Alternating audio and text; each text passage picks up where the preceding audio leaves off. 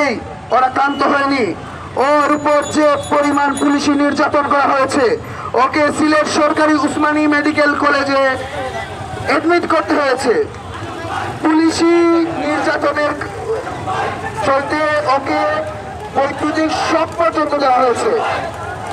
গণ অভ্যুত্থান পরবর্তী বাংলাদেশে পুলিশি নির্যাতনের যে উপস্থাপন হয়েছে, যা শেখ হাসিনার সরকারের একটি ফটোকপি মাত্র।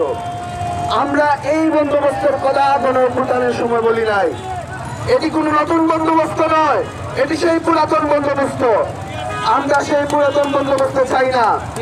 আমাদের দাবি হলো আজমল হোসেনকে অবিলম্বে মুক্তি দিতে হবে। আমরা তাকে একজন সৎ মানুষ হিসেবে চিনি।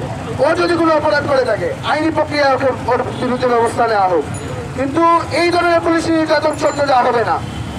দ্বিতীয় দাবি হলো, যে পুলিশ কর্মকর্তা কর্মচারীরা তার উপর এরকম অমানবিক নির্যাতন করেছে, অবিলম্বে তাদেরকে বহিষ্কার করতে হবে। লুটপাটকারীদের অবিলম্বে গ্রেফতার করতে হবে। দাবিগুলো না মানা হলে আবার আপনাদের সাথে রাজপথে দেখা হবে।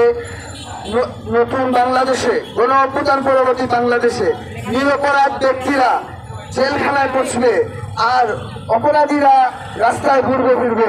এরকম নবমূল্য আমরা চাই না। আবার দেখা হবে রাজপথে যদি আমাদের দাবি না মানা হয়। এই কথা বলে আমি আমার বক্তব্য শেষ করছি।